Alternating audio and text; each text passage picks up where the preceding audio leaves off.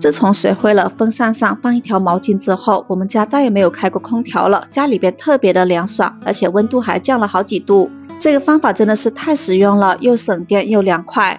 好了，下面跟着视频看一下怎么操作的吧。首先呢，准备一点自来水，风油精可以说每家每户都会有。我们在水里边滴上几滴风油精，风油精含薄荷的成分，我们平时涂在手上的时候就能感觉到非常的凉爽。花露水本身也含大量的薄荷成分，在水里边滴上几滴花露水，然后再准备一条毛巾，然后把毛巾放在水里面给它打湿。把毛巾打湿了之后，给它浸泡一会儿，让它吸收里边的风油精和花露水。